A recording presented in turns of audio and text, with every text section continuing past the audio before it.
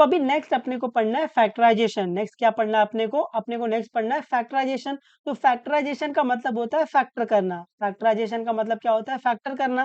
तो ये फैक्टर करना मतलब ब्रेक करके प्रोडक्ट फॉर्म में लिखना। तो अपन क्या करते हैं, कोई भी जो नंबर रहता है उसको ब्रेक करके प्रोडक्ट फॉर्म में लिख देते हैं, उसको बोलते हैं फैक्टर करना, है ना। फैक्टर करना मतलब ब्रेक करना, तोड़ना, ऐसे। जैसे अगर मैं आपको एग्जांपल दूं तो यहाँ पर फर्स्ट में अगर मैं बोल रहा हूँ कि 10 का फैक्टर करो, तो 10 का फैक्टर कैसे होएगा? तो आप ऐसे 10 लिखोगे और ये फैक्टर करने के लिए अपन ऐसे करते हैं। अभी कौन से टेबल से जाएगा? 2 से जाएगा, तो 2 5 जा 10, फिर ये 5 1 जा 5। तो आप 10 को क्या लिख सकते हो? आप 10 को लिख सकते हो 2 इंटू 5, है ना। तो आप 10 का फैक्टर कर सकते हो 2 और 5 में। जब आप इनको प्रोडक्ट करोगे तो ये 10 के इक्वल आएगा, ऐसे। उम्मीद आपको समझा है। तो फैक्टर करना मतलब क्या करना? फैक्टर करना मतलब ब्रेक करना, तोड़ना, है ना, दो पार्ट में, ऐसे। उम्मीद आपको समझा ये। तो नेक्स्ट अपने को पढ़ना है फैक्टराइजेशन ऑफ क्वाड्रेटिक पॉलिनोमियल। तो क्वाड्रेटिक पॉलिनोमियल को कैसे अपन फैक्टराइज कर सकते हैं, क्वाड्रेटिक पॉलिनोमियल को कैसे अपन तोड़कर और छोटे फॉर्म में कन्वर्ट कर सकते हैं ना। फैक्टराइजेशन मतलब क्या होता है? ब्रेक करना। तो अपन क्वाड्रेटिक पॉलिनोमियल को कैसे और ब्रेक करके प्रोडक्ट फॉर्म में लिख सकते हैं, है ना। तो इसके लिए अपन यूज करेंगे स्प्लिटिंग द मिडल टर्म। तो क्वाड्रेटिक पॉलिनोमियल को फैक्टराइज करने के लिए अपन यूज करेंगे स्प्लिटिंग द मिडल टर्म। जैसे स्प्लिटिंग द मिडल टर्म इसका नाम है, तो मिडल टर्म को क्या करेंगे? स्प्लिट करेंगे, मिडल टर्म को अपन तोड़ के लिखेंगे, ऐसे। तो जब भी आपको क्वाड्रेटिक पॉलिनोमियल का फैक्टराइजेशन करना रहेगा, आप क्या यूज करोगे? आप यूज करोगे स्प्लिटिंग द मिडल टर्म, ठीक है। तो यहाँ पर अभी स्टेप देख लेते हैं कि स्प्लिटिंग द मिडल टर्म अपन कैसे करते हैं। तो यहाँ पर आपको क्वाड्रेटिक पॉलिनोमियल दिया है। आपको पता है क्वाड्रेटिक पॉलिनोमियल ऐसे दिखता है, a x square plus b x plus c equal to 0, है ना। यहाँ पर आपको दिख रहा है कि डिग्री क्या है? 2 है, तो ये क्या है? क्वाड्रेटिक पॉलिनोमियल है। तो जब भी क्वाड्रेटिक पॉलिनोमियल ऐसे दिया रहेगा, है ना, एक्स स्क्वायर का टर्म, एक्स का टर्म, कांस्टेंट का टर्म ऐसे दिया रहेगा ना, तो आप इस क्वाड्रेटिक पॉलिनोमियल को फैक्टराइज कर सकते हो by using splitting the middle term, ठीक है। तो स्प्लिटिंग द मिडल टर्म के लिए स्टेप क्या है? पहला स्टेप है, हम लोग क्या करते हैं? पहली वाली इंटू कांस्टेंट करते हैं। तो ये पहला वाला इंटू कांस्टेंट करेंगे, है ना, ए इंटू सी करेंगे। तो ए इंटू सी करेंगे, इतना समझा फर्स्ट स्टेप में। क्वाड्रेटिक पॉलिनोमियल को फैक्टराइज करने के लिए पहला स्टेप क्या है? पहली वाली इंटू कांस्टेंट। तो ये पहला वाला नंबर और कांस्टेंट को मल्टीप्लाई करेंगे। फिर क्या करेंगे? पहली वाली इंटू कांस्टेंट का ब्रेकअप करवाएंगे, है ना, दो पार्ट में ब्रेक करेंगे, ब्रेकअप करवाएंगे। ब्रेकअप भी अपन इस तरीके से करवाएंगे, जब मैं इन दोनों को प्लस या माइनस करूं, सुना सुना, जब मैं इन दोनों को प्लस या माइनस करूं, तो मुझे क्या मिल जाए? मुझे बीच वाली मिल जाए, दैट इज बी मिल जाए। ये समझा? पहला स्टेप क्या करेंगे? पहली वाली इंटू कांस्टेंट का ब्रेकअप करवाएंगे, है ना, दो पार्ट में तोड़ेंगे। और दो पार्ट में इस तरीके से तोड़ेंगे कि जब मैं इनको प्लस या माइनस करूं, मुझे बीच वाली मिल जाए, दैट इज बी मिल जाए। उम्मीद आपको ये समझा है। और स्टेप 2 में, वंस यू गेट बीच वाली, जैसे ही आपको बी मिल गया, जैसे ही आपको बीच वाली मिल गई, उसके बाद हमारे पास क्या है? उसके बाद हमारे पास गाना है, सिर्फ आपको गाना गाना है, मचाना है एकदम। उम्मीद आपको अब तक समझा है। तो जब भी आपको क्वाड्रेटिक पॉलिनोमियल का फैक्टराइजेशन करना रहेगा, तो पहला स्टेप क्या है? पहली वाली इंटू कांस्टेंट का क्या कराएंगे? ब्रेकअप करवाएंगे, है ना, दो पार्ट में ब्रेक करेंगे। इस तरीके से ब्रेक करेंगे जब मैं इनको प्लस या माइनस करूं। ये साइन कहाँ से डिसाइड करेंगे? ये साइन जो ये सी होता है ना, जो ये कांस्टेंट नंबर होता है ना, इसकी जो साइन रहेगी वो यहाँ आएगी, ठीक है। इस तरीके से ब्रेक करेंगे कि जब मैं इनको प्लस या माइनस करूँ तो मुझे बी मिल जाए, दैट इज बीच वाला मिल जाए, ठीक है। और वंस यू गेट बीच वाला, एक बार आपको बी मिल गया, उसके बाद हमारे पास सॉन्ग है। सॉन्ग क्या है? सॉन्ग ये रिप्लेस बीच वाली। जैसे आपको बी मिल गया, फिर क्या करेंगे? बीच वाली को रिप्लेस कर देंगे, फिर टेक कॉमन अगेन कॉमन। उम्मीद आपको ये समझा है। स्टेप समझ में आया? जब भी आपको क्वाड्रेटिक पॉलिनोमियल को फैक्टराइज करना रहेगा, तो पहला स्टेप क्या है? पहली वाले इंटू कांस्टेंट का क्या करेंगे? ब्रेकअप करेंगे। ब्रेकअप भी इस तरीके से करेंगे, जब मैं इन दोनों को प्लस या माइनस करूं तो मुझे बीच वाली मिल जाए।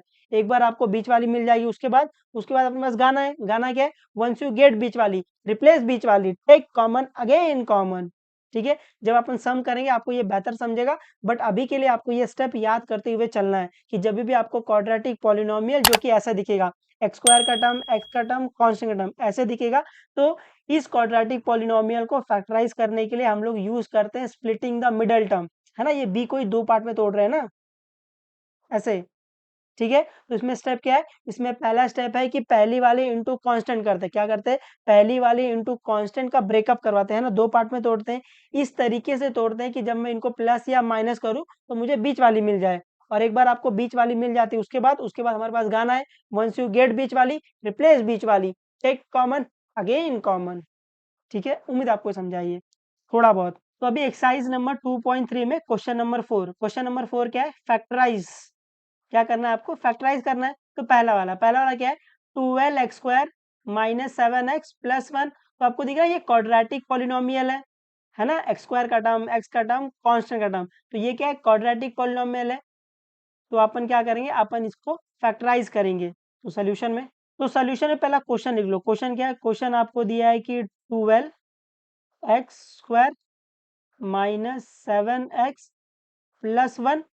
तो अभी क्वाड्रेटिक पॉलिनोमियल को फैक्टराइज करने के लिए अपन क्या यूज करते हैं, अपन यूज करेंगे स्प्लिटिंग द मिडल टर्म। तो स्प्लिटिंग द मिडल टर्म के लिए स्टेप क्या है, पहला स्टेप है पहली वाली इंटू कांस्टेंट, है ना, पहली वाली इंटू कांस्टेंट करेंगे।